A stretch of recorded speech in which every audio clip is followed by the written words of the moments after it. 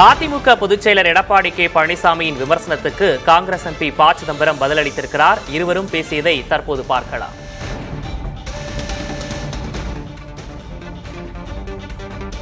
எடப்பாடி பழனிசாமி டெல்லிக்கு அடிமைனாங்க. யார் அடிமை? நாங்கள் அடிமை இல்லை, திராவிட முன்னேற்ற கழகம் தான் அடிமை. இன்னைக்கு அங்கே போய் கெஞ்சிக்கின்ற நிலவிக்கு வந்துடுது திமுக. இங்கிருந்து அங்கே போய் பேசுறாங்க. அதில் அழைச்சிட்டாங்கல்ல, இங்கிருந்து அங்கே அழைச்சிட்டாங்கல்ல. அங்கே தானே போய் ராகுல் காந்தி சந்திச்சாங்க, அங்கே தானே திருமதி சோனியா அம்மாவை சந்திச்சாங்க. கனிமொழி வந்து நேற்று ராகுல் காந்தி வந்து இபிஎஸ் வந்து விமர்சனம் பண்ணிருக்காரு. அதை கெஞ்சுறாங்க அப்படிங்கிற மாதிரி காங்கிரஸ்.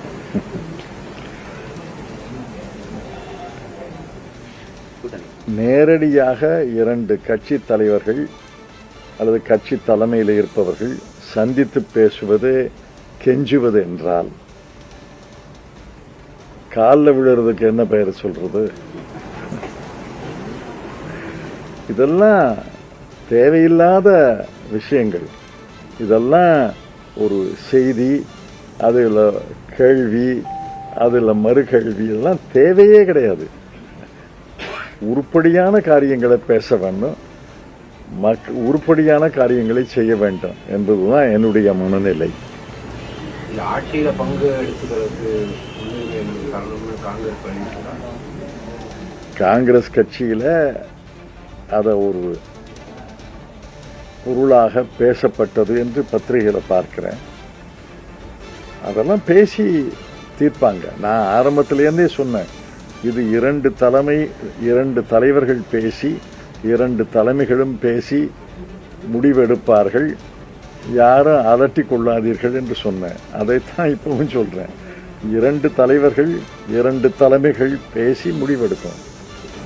சந்திரசேகர் வந்து விஜயோட கூட்டணி சேர்ந்தா ஒரு நல்லா இருக்கும்.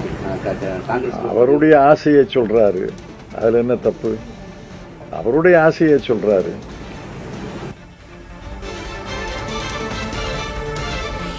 அதிமுக பொதுச் செயலர் எடப்பாடி பழனிசாமியின் விமர்சனத்துக்கு காங்கிரஸ் எம்பி ப. சிதம்பரம் பதிலளித்திருக்கிறார். தவேக கூட்டணிக்கு காங்கிரஸை அழைத்த எஸ். ஏ. சந்திரசேகருக்கு ப. சிதம்பரம் பதிலளித்தும் பேசியிருக்கிறார்.